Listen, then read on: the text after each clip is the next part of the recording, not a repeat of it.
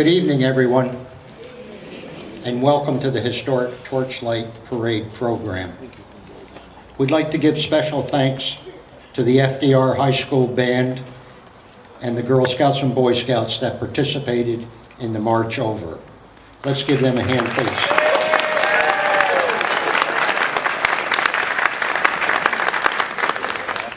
We'd also like to recognize Senator Sue Serino, who's here in the audience.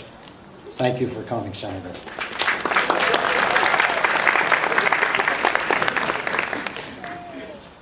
At some point, your torches should be extinguished, and from my position off to the right would be a place to place them. Now, the first speaker of this evening is a park ranger named Lisa Wilsey, who will talk about the history of Torchlight parades. Lisa.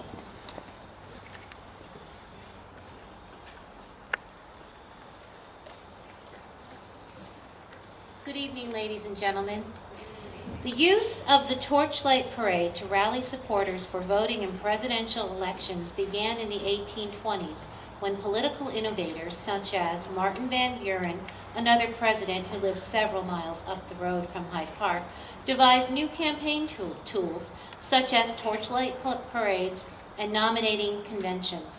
By the 1840s, torchlight parades became a highlight of every election, hoping to inspire the public to get out and vote. Abraham Lincoln's 1860 campaign encouraged the use of political parades. One observer wrote that the Chicago Torchlight Parade was undoubtedly the largest and most imposing thing of its kind ever witnessed in Chicago. It was estimated that 10,000 participants attended. Franklin Delano Roosevelt loved the Torchlight Parades organized by the citizens of Hyde Park. The oral histories given by the Hyde Park residents indicated that the first parade for Franklin Roosevelt took place in celebration of his 1928 election victory for governor of New York. It seems that this one was more spontaneous than planned, and it began in front of the James Roosevelt Memorial Library, now the Hyde Park Free Library, in the village of Hyde Park, where FDR spoke on election night, and the citizens of Hyde Park marched to his home afterward. FDR's supporters in Hyde Park learned that he wanted them to organize a Democratic club for Hyde Park. This was the origin of the Roosevelt Home Club. Their charter meeting was January 22, 1929. The Home Club organized and financially supported victory celebrations in honor of FDR in this community. Victory celebrations and parades of one type or another continued in Hyde Park for Franklin Roosevelt from his years as governor through the presidency. Election night of 1932, the Roosevelts remained in their New York City townhouse to await election results. The family entertained a buffet dinner there. Election night 1936, the Roosevelts were in Hyde Park. The newspapers reported that after voting in the Hyde Park at the earlier part of the day, FDR settled in at Springwood in the dining room to await the election results. The crowds began driving into the grounds to await the start of the parade. That started at 10:30 p.m. The New York World Telegram headline for November 4, 1936 read, "Roosevelt eats some smoke as neighbors serenade him." FDR did not complain about the smoke from the torches, but stated he could handle it because he was a fireman. He was, in fact, an honorary volunteer fireman for the Hyde Park Company. A photo caption read, "Red Flare Jubilee staged on the lawn of the home. Family cheered," his mother admits. She always thought well of son. The article went on to say, the burghers of Hyde Park and their womenfolk and children, some hundreds of them, with red flares and the local drum and bugle corps marched through a chilly drizzle last night to call on their neighbor, who had just been re-elected President of the United States. Lost Hyde Park, but carried his own 3rd district. In 1940, FDR characteristically did the unprecedented and became the first, and as it turns out, the only president to run for a 3rd term. On election night, 1940, the Roosevelts were again in Hyde Park. As usual, FDR and family went to vote early.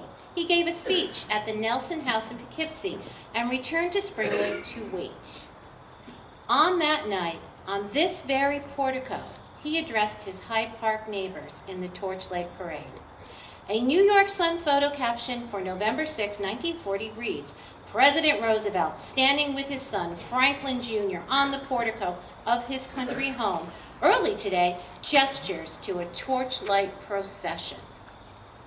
Election night, 1944, was spent in Hyde Park. For the Roosevelts, it was an early vote and back to Springwood. On November 8, 1944, Eleanor Roosevelt wrote in her My Day column, "More people than ever came down from Hyde Park with flares and a band led by Moses Smith and Elmer Van Wagner.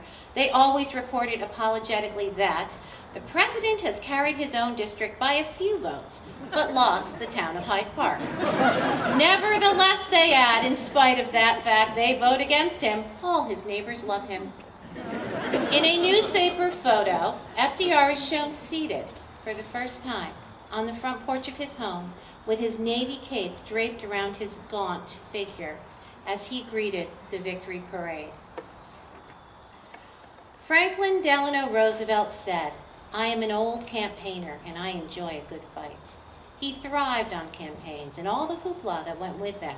He and Eleanor Roosevelt were staunch in their convictions regarding voting as it related directly to citizenship. In a radio address on November 4, 1940, FDR said, "When you and I step into the voting booth, we can proudly say, 'I am an American.' And this vote I am casting is the exercise of my highest duty to my country. It is that right to determine for themselves who should be their own officers of government that provides for the people the most powerful safeguard of our democracy. It is the right which will keep us a free people free." Thank you. Have a good evening.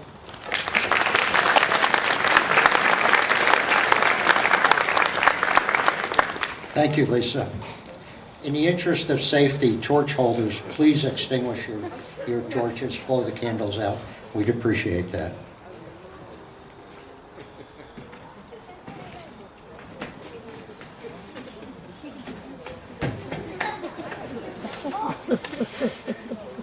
Somebody's surprised to see us here.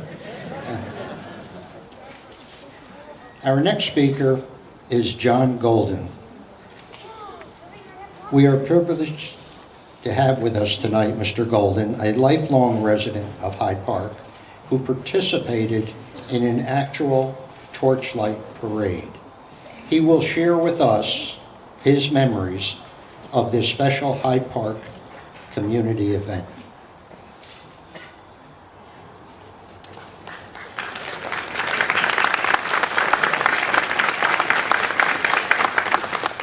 Thank you very much, Victor. Nice to be invited back here again for your next Torchlight Parade. Being here, it's an honor to be here with David Roosevelt and his family. When I see David, it makes me think about his dad, Elliot. Just a few words about Elliot. I'm sure most of you have no idea what important part Elliot had in the air war over Europe during World War II. He was stationed just down the road from an air base I was at during World War II. He happened to be a brigadier general, and he was in charge of a photo recon group.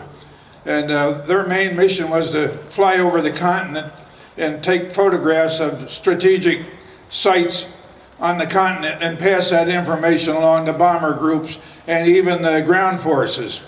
And he commanded a wing of 3 squadrons, and he frequently flew with those squadrons over Europe taking these photos. He developed some new techniques for getting better pictures of those photos of these strategic sites. And he typically flew in a British airplane, a twin-engine British airplane called the Mosquito. They were a very popular plane in those days, very fast, and made out of plywood. They were the plywood plane of its day. So, David, thank you very much for your important part your dad had in the air war over Europe in World War II. We thank you very much. Just a few words about Torchlight parades. Our ranger friend here mentioned 1928. Believe it or not, I do remember that Torchlight parade in 1928. I'm almost 93 now, and I have good recollection of what happened that night. We were sitting down at dinner, and all of a sudden my father said, "Brud, grab your coat. We're going to climb in the old Hudson car, motor car, and we're going to go down the street and pick up Uncle Hen, and we're going to join other cars in a Torchlight parade." My father had fashioned a couple of torches out of old 2x2 sticks and wrapped some cotton rags around the end of the sticks, soaked them in motor oil, and we were all ready for the Torchlight parade. We go down the street and pick up Uncle Hen, and I can still see it now, that long line of cars with torches held out the window, and it became dark like it is now, and everyone lit up their torches, and we wandered through town. I'm not sure where we went. We went very slowly, I can remember, and we probably went through the village, and I suspect we probably went up to Statsburg, and then I suspect we probably ended up right down here at Springwood. I'm not sure of that, but I do remember that Torchlight parade of 1928, believe it or not.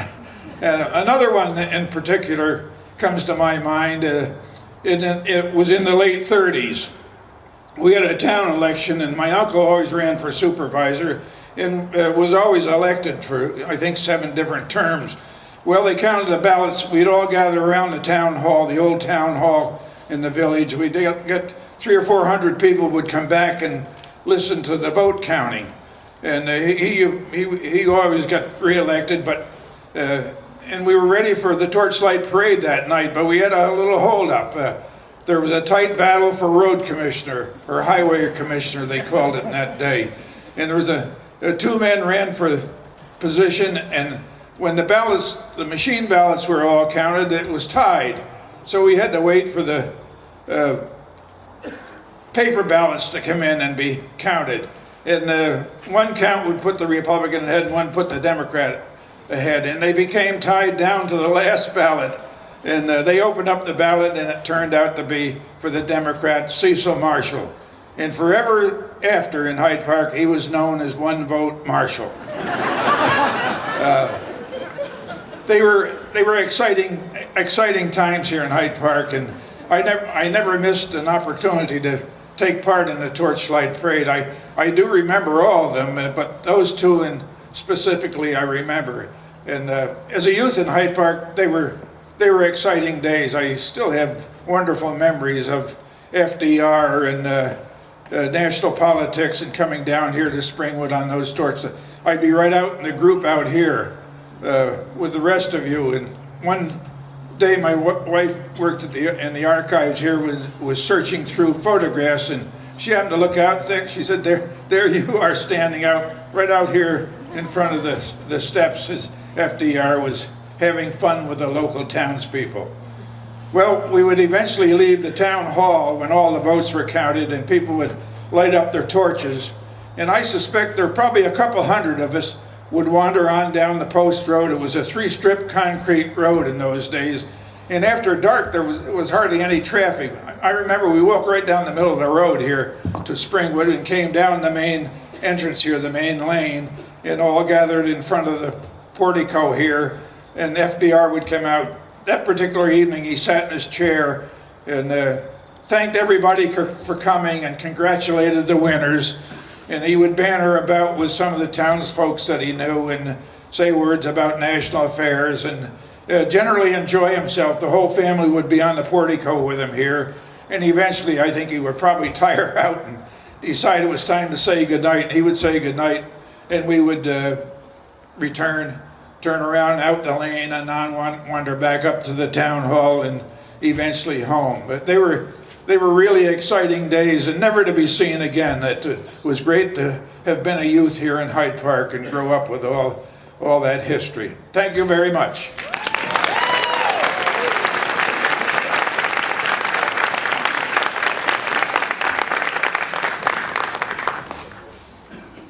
Thank you, Mr. Golden. You are a true American treasure. Our next speaker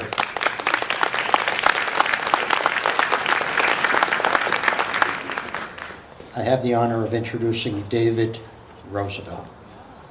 This year is the 100th anniversary of the National Park Service. President Roosevelt had a great love for the National Park Service.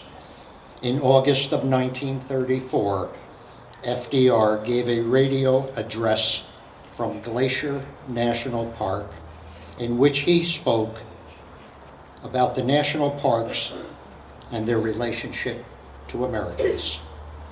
There is no audio copy of this radio address in existence. However, transcripts were preserved. Tonight, we are very fortunate to have with us President Roosevelt's grandson, David, who will speak his grandfather's words for the first time since they were originally broadcast in 1934. David Roosevelt.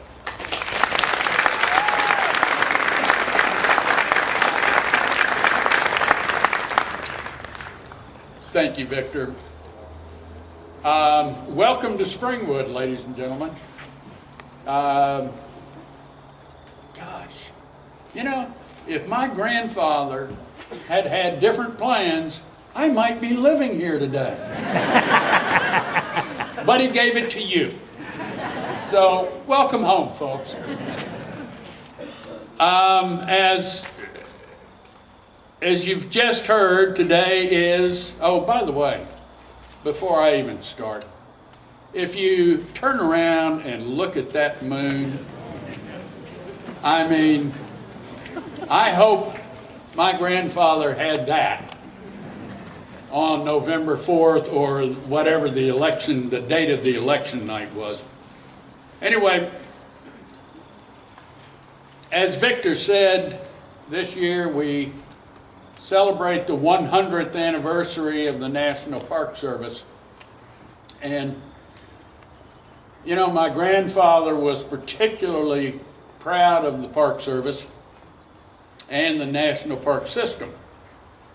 I guess part of it was it's one of the few things that he didn't found and take credit for, but my grandmother's uncle, Theodore Roosevelt, did.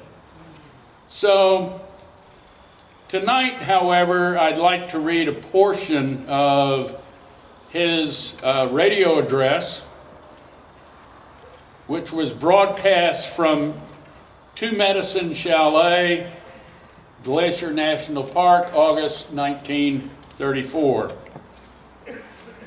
He had just returned from a trip overseas and was doing a rather extensive trip out west. Today, for the first time in my life, I have seen Glacier National Park. Perhaps I can best express to you my thrill and delight by saying that I wish every American, young and old, could have been with me today. The great mountains, the glaciers, the lakes, the trees make me long to stay here for the rest of the summer. Comparisons are generally objectionable, and yet it is not unkind to say, for the standpoint of scenery alone, that if many, if not indeed most, of our American national parks were to be set down anywhere on the continent of Europe, thousands of Americans would journey all the way across the ocean in order to see their beauties. There is nothing so American as our national parks. The scenery and wildlife are native. The fundamental idea behind the parks is native. It is, in brief, that the country belongs to the people, that it is in the process of making for the enrichment of lives of all of us. The parks stand as an outward symbol of this great human principle. It was on a famous night 64 years ago that a group of men who had been exploring the Yellowstone country gathered about a campfire to discuss what would be done with that wonderland of beauty. It is said that one of the party, a lawyer from the state of Montana, Cornelius Hedges, advanced the idea that the region might be preserved for all time as a national park for the benefit of all the people of the nation. As a result of that suggestion, Yellowstone National Park was established in 1872 by act of Congress as a pleasuring ground for the people. I like that phrase because in the years that have followed, our great series of parks in every part of the Union have indeed become a pleasuring ground for millions of Americans. My old friend Franklin K. Lane, Secretary of the Interior in the Wilson administration, well described the policies governing the National Park Administration when he said, quote, "The policy to which the service will adhere is based on three broad principles.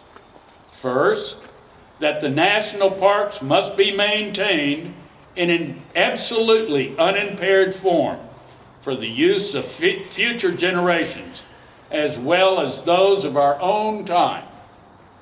Second, that they are set apart for the use, observation, health, and pleasure of the people. And third, that the national interest must dictate all decisions affecting public and private enterprise in the parks." The present National Park Service stands as an example of efficient and far-seeing governmental administration. And to its former duties, I added last year, by transferring from other departments, many other parks, battlefield sites, memorials, and national monuments. This concentration of responsibility has made it possible to embark on a permanent park policy as a great recreation and educational project, one which is no other country in the world has ever undertaken in such a broad way for protection of its natural and historic treasures and for the enjoyment of them by vast numbers of people. Today, I have seen some of the work of the Civilian Conservation Corps boys in the northwestern country. Of the 300,000 young men in these camps, 75,000 are working in our national parks. Here, under trained leadership, we are helping these men to help themselves and their families. And at the same time, we are making the parks more available and more useful for the average citizen. Hundreds of miles of fire breaks have been built. Fire hazards have been reduced on great tracts of timberland. Thousands of miles of roadside have been cleared.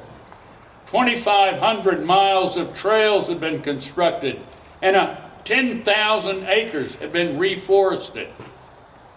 Other tens of thousands of acres have been treated for tree disease and soil erosion. But it is another example of our efforts to build not for today alone, but for tomorrow as well. We should remember that the development of our national park system over a period of many years has not been a simple bed of roses. As is the case in the long fight for preservation of national forests and water power and mineral deposits and other national possessions, it has been a long and fierce fight against many private interests, which were entrenched in political and economic power.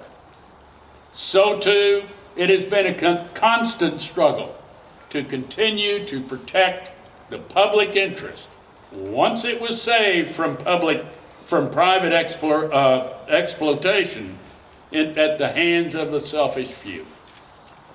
It took a bitter struggle to teach the country at large that our nation resources are not inexhaustible, and that when public domain is stolen, a twofold injury is done. For it is a theft of the treasure of the present, and at the same time bars the road of opportunity to the future. We have won the greater part of the fight to obtain and retain these great public park properties for the public. We are at a threshold of an even more important battle to save our resources of agriculture and industry from the selfish individuals. The Secretary of Interior in 1933 announced that this year of 1934 was to be emphasized as National Parks Year. I am glad to say that there has been a magnificent response, and that the number visiting our national parks has shown a splendid increase. But I decided today that every year ought to be National Parks Year. And that is why, with all the earnestness at my command, I express to you the hope that each and every one of you who can possibly find the means and opportunity for doing so will visit our national parks and use them as they intended to be. They are not for the rich alone. Camping is free. Sanitation is excellent. You will find them in every part of the Union. You will find glorious scenery of every character. You will find every climate. You will perform the double function of enjoying much and learning much. We are definitely in an era of building, the best kind of building, the building of great public projects for the benefit of the public, and with the definite objective of building human happiness. I believe that we are also building a better comprehension of national needs. People understand as never before the splendid public purpose that underlies the development of great power sites, the improving of navigation, the prevention of floods and the erosion of our agricultural fields, the prevention of forest fires, the diversion of farming, and the distribution of industry.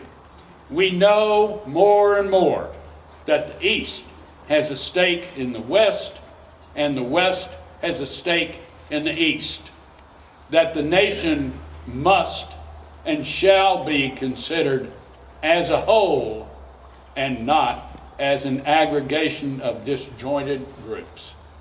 May we come better to know every part of our great national heritage in the days to come. Thank you.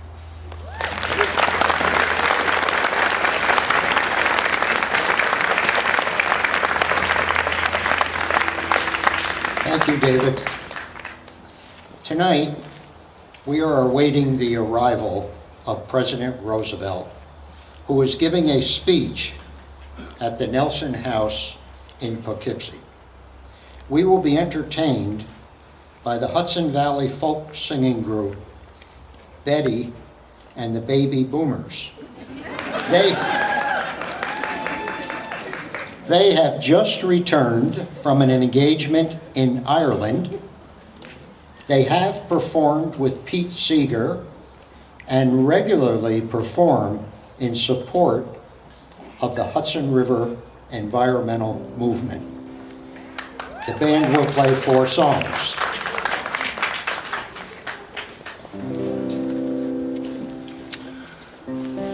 You heard earlier the great version of Happy Days Are Here Again, played by the Hyde Park High School, the band, high school band. There are words, of course, to that song, and Betty's going to tell you what they are, and we expect you to sing. Louder than the band playing. How about that? So the chorus you may know, which is simply, happy days are here again, the skies above are clear again, let us sing a song of cheer again, happy days are here again. Ready? Happy days are here again, the skies above are clear again, let us sing a song of cheer again. Happy days are here again, let's do it again. Happy days are here again, the skies above are clear again, let us sing a song of cheer again. Happy days are here again. All together shout it now, there's no one who can doubt it now. Tell all the world about it now. Happy days are here again. Your cares and troubles are gone, there'll be no more from now on. Let's sing it again. Happy days are here again, the skies above are clear again, let us sing a song of cheer again. Happy days are here again. So long sad times, so long bad times, we are rid of you at last. Howdy gay times, cloudy gray times, you are now a thing of the past. Your cares and troubles are gone, there'll be no more from now on. Sing it again. Happy days are here again, the skies above are clear again, let us sing a song of cheer again. Happy days are here again. Happy days are here, the skies above are clear, the skies above are clear again, let us sing a song of cheer again. Happy days are here again.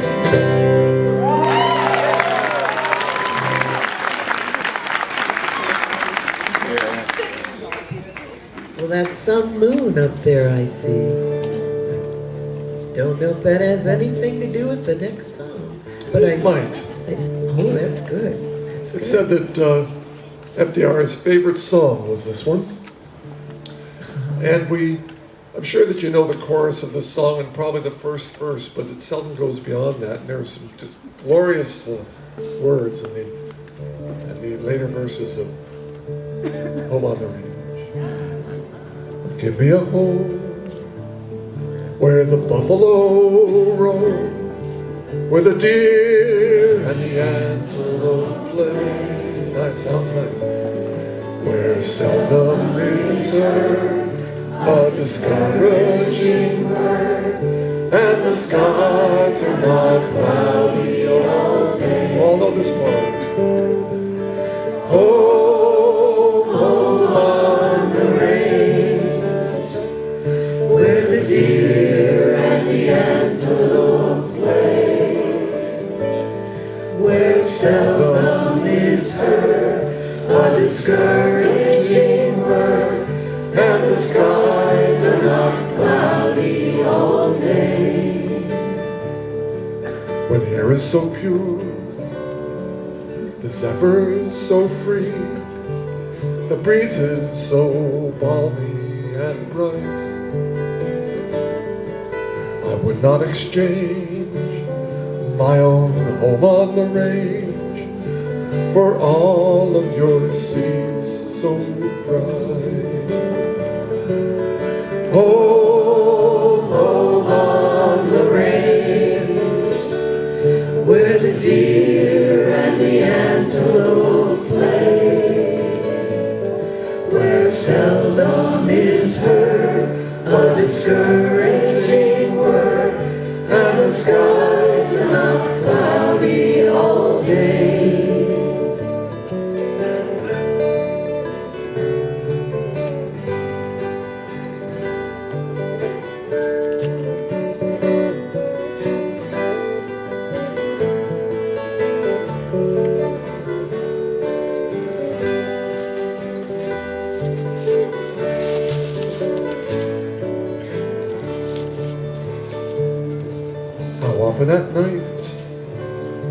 when the heavens are bright with the light of the glittering stars.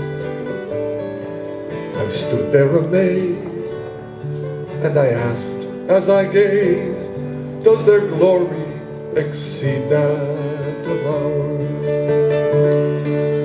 Home, home on the range, where the deer and the antelope play, where seldom is heard a discouraging word, and the skies are not cloudy all day. Sounds so good, sing it again.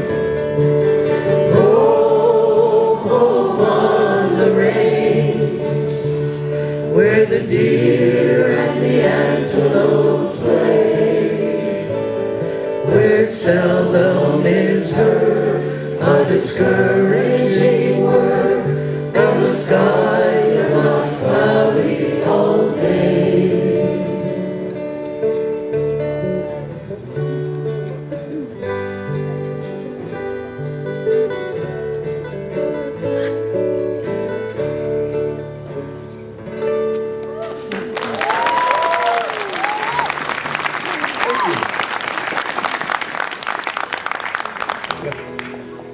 Here's another song you can sing. I know you know this. Oh, Susanna.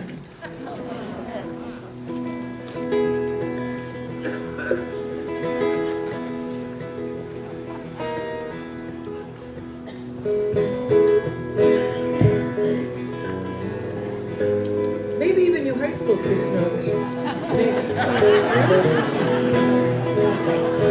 Oh, I come from Alabama with a banjo on my knee. I've gone to Louisiana, my own true love for to see. It rained all night the day I left, the weather was dry. The sun so hot I froze myself, Susanna, don't you cry. Oh, Susanna, oh, don't you cry for me, 'cause I come from Alabama with a banjo on my knee.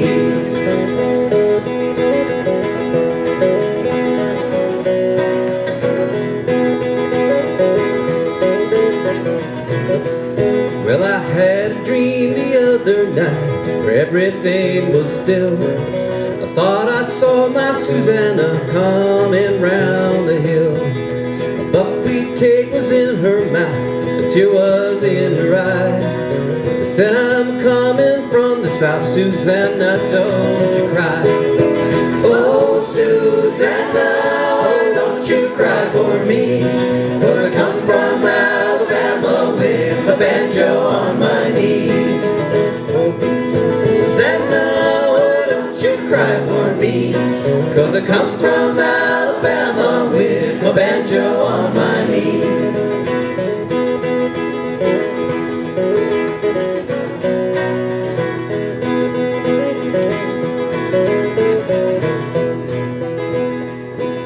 Soon we'll be in New Orleans, and then I'll look around.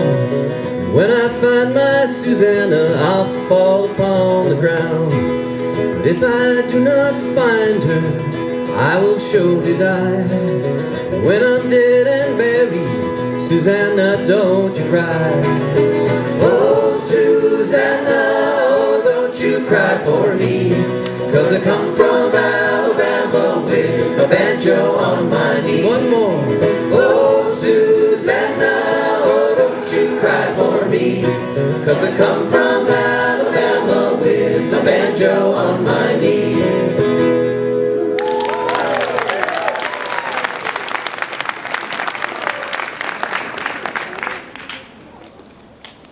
FDR has just started his speech at the Nelson House.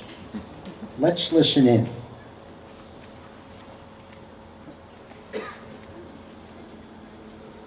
My neighbors of Poughkeepsie and Dutchess County and our neighboring counties.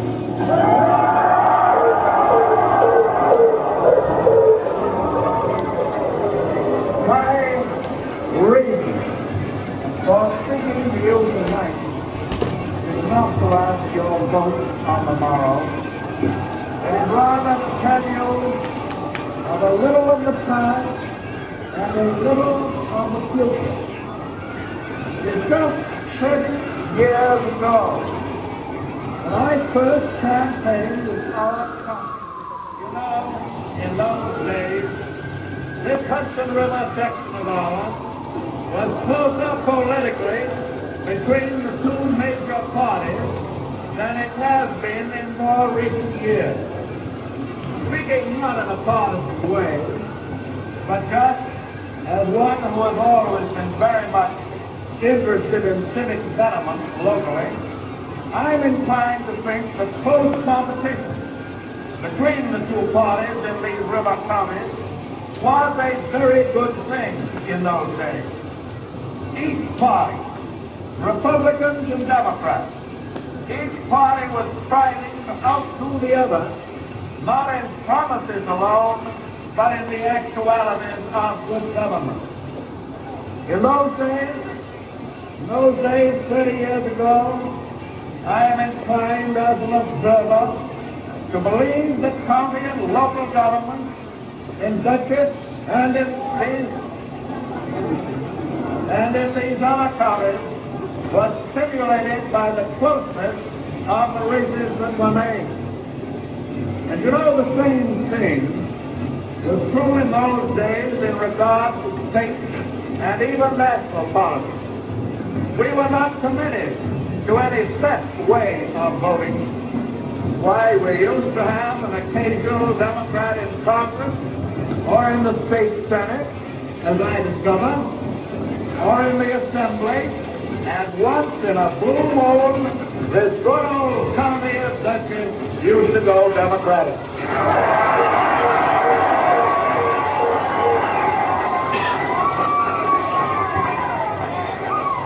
And that leads me to emphasize, not in a party sense, but in an American sense, the need of all of us have to think day and night in terms of our own historic form of government.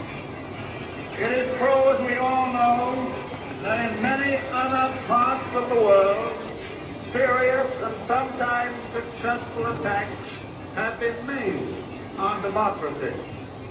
New forms of government based on the theory of might rather than on the theory of right have waged wars against innocent people.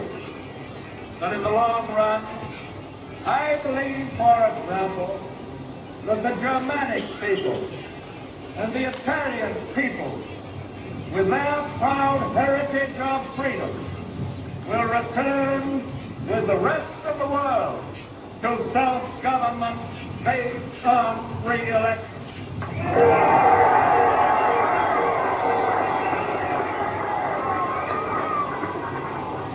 Yet, events in Europe seem far away from us. The time and distance have been greatly shortened, so that we must always remember that peace in our land may depend on our thoroughly recognized ability to defend ourselves.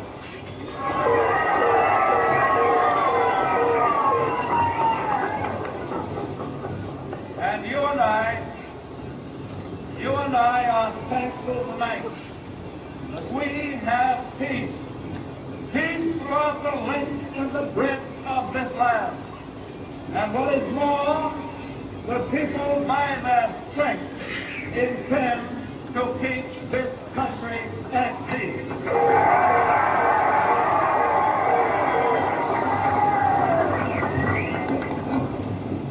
And so, to you, the men and women of my own home county, I speak for the last time here on Market Street on the eve of an election. All my life I have been, yes, and all my life I shall be, devoted to the welfare and the interests of Dutchess County.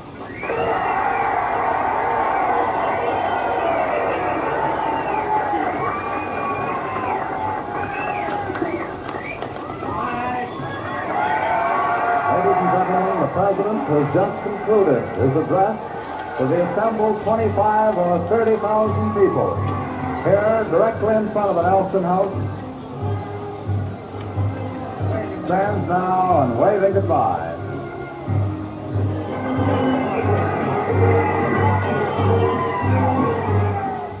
And now the President has taken his seat in the car wearing a light brown hat and a black coat. The evening has been surprisingly warm, however, but by now a slight breeze has whipped out from the south.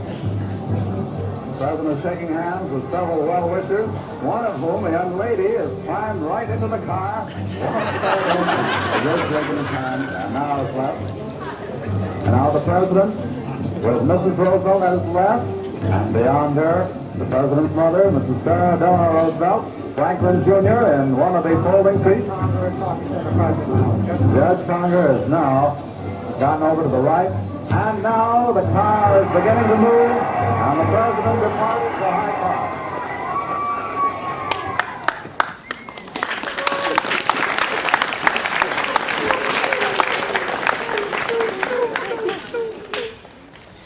While we are waiting for President Roosevelt, the band will continue to entertain us.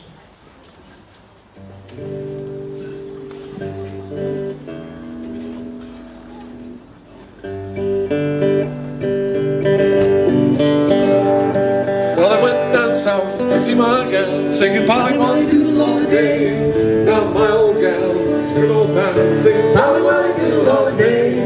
Fairly well, fairly well, fairly well, my very day. I'm going to Louisiana for to see my Susiana, singing Polly Wolly Doodle all the day.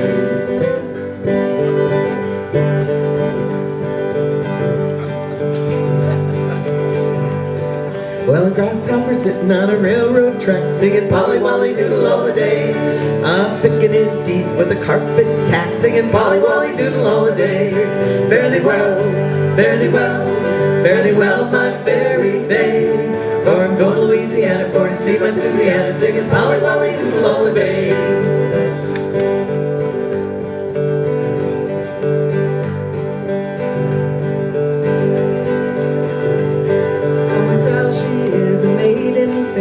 Polly Wolly Doodle all the day, with curly eyes and laughing hair, singing Polly Wolly Doodle all the day. Fairly well, fairly well, fairly well, my very babe. For I'm going to Louisiana for to see my Susiana, singing Polly Wolly Doodle all the day. Well, I went to bed, but it weren't no use singing Polly Wolly Doodle all the day. My feet stuck out like a chicken roost, singing Polly Wolly Doodle all the day. Fairly well, fairly well, fairly well, my very babe. I'm going to Louisiana for to see my Susiana, singing Polly Wolly Doodle all the day. once more, very well. Fairly well, fairly well, my very babe. I'm going to Louisiana for to see my Susiana, singing Polly Wolly Doodle all the day.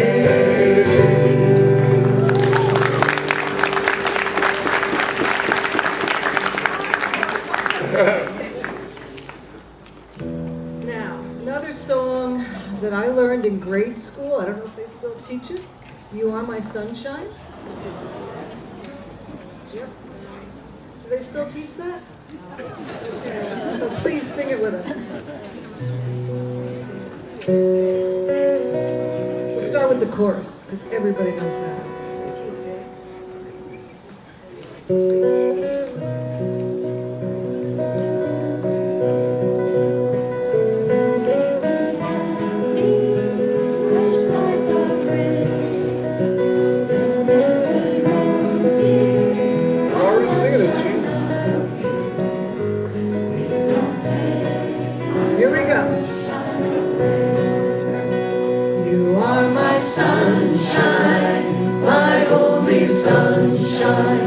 You make me happy when skies are gray.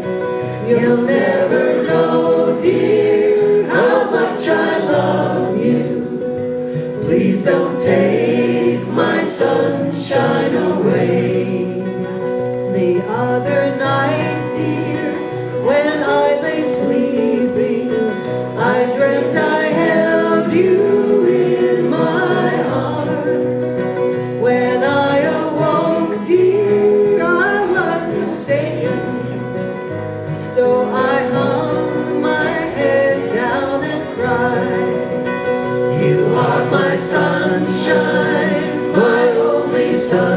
sunshine. You make me happy when skies are gray.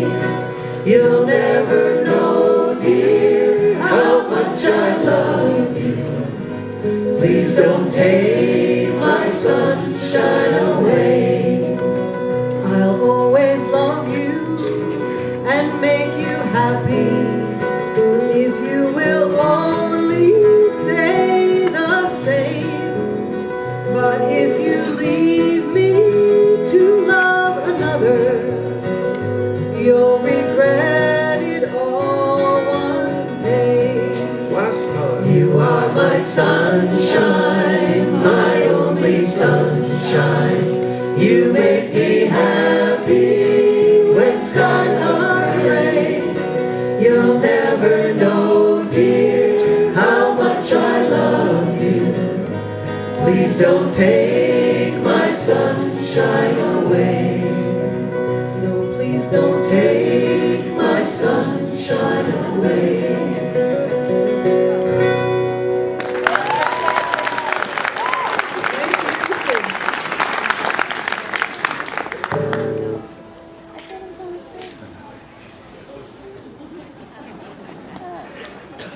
Well, here's another one that I think they're still teaching in the schools. And you all know it too.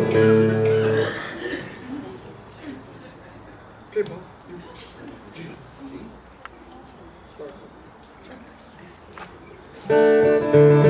This land is your land. This land is my land. From California to the New York Island, from the Redwood Forest to the Gulf Stream waters, this land was made for you and me. As I went walking that ribbon of highways, I saw above me that endless skyway. I saw below me that golden valley.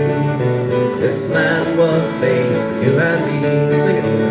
This land is your land. This land is my land. From California to the New York Island, from the Redwood Forest to the Gulf Stream waters, this land was made for you and me. I roamed and rambled, and I followed my footsteps through the sparkling sands of her diamond desert, while all around me a voice was calling me. This land was made for you and me.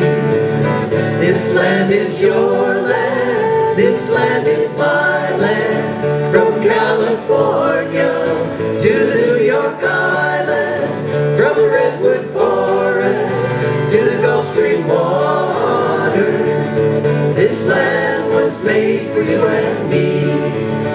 One Sunday morning, in the shadow of the steeple, in the relief line, I saw my people, and some were whistling, and some were wondering if this land was made for you and me.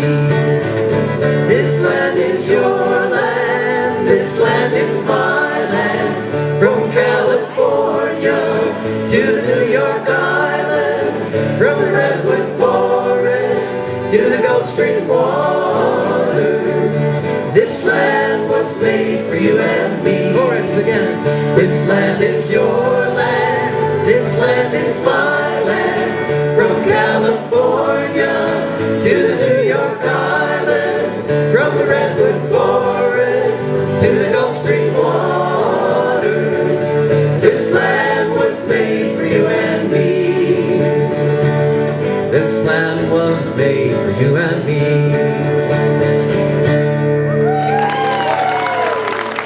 Thank you all very much.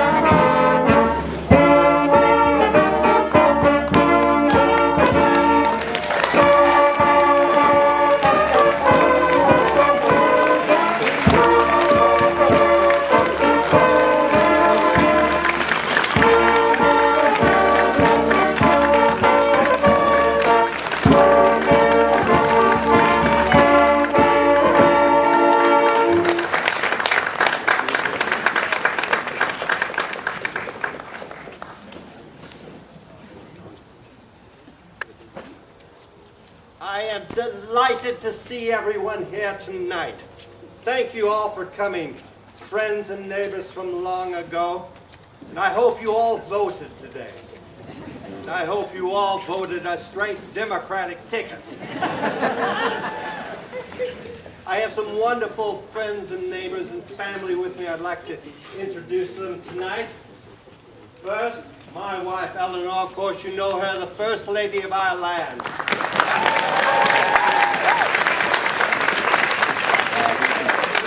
And our dear mother, as we call her, Mama, Sarah Delano Roosevelt.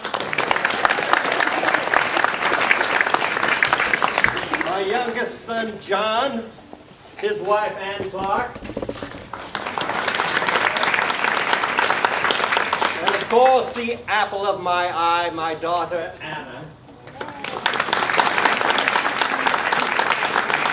And this handsome young man who escorted me out here is Franklin Jr. with his wife Ethel DuPont Roosevelt. And you all know the most famous member of the Roosevelt family. Please welcome Fowler.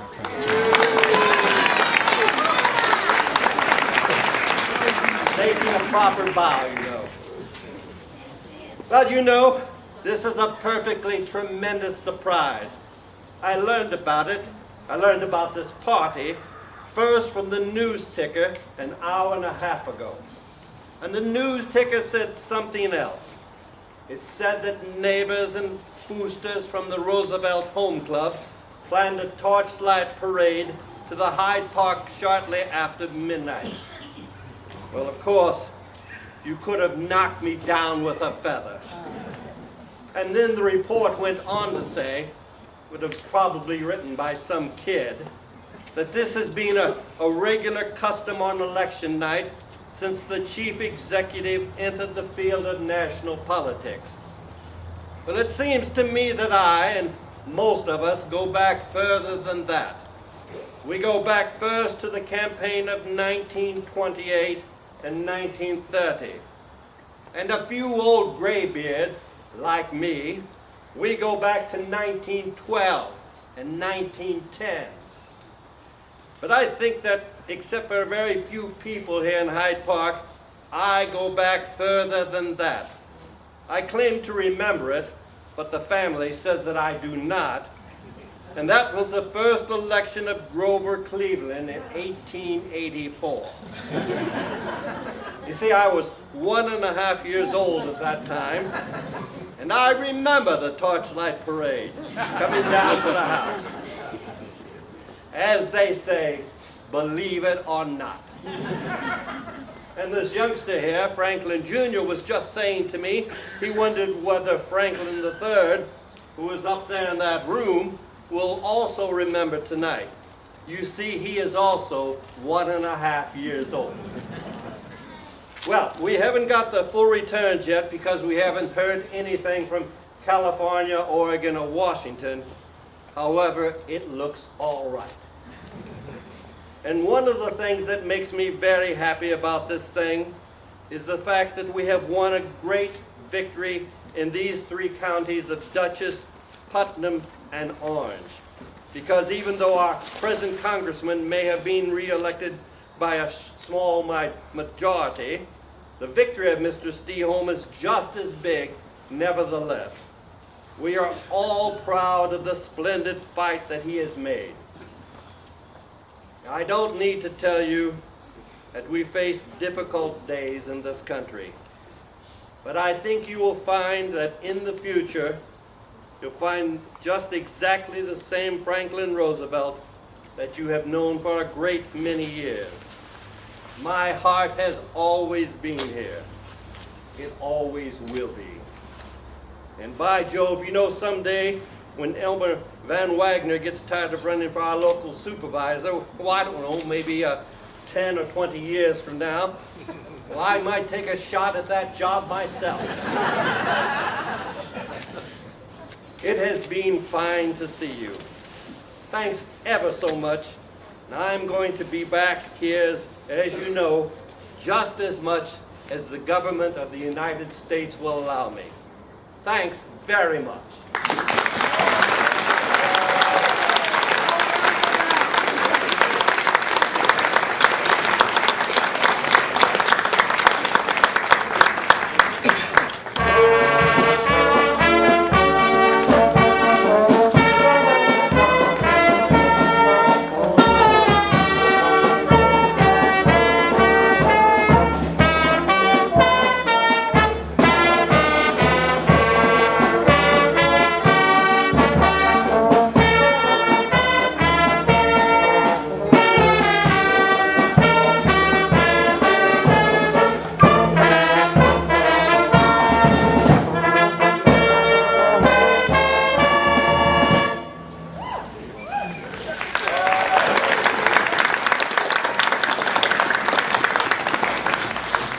We'd like to thank everyone for coming this evening, and everyone is surely invited to join us back at the Wallace Center for refreshments and to meet the President and family.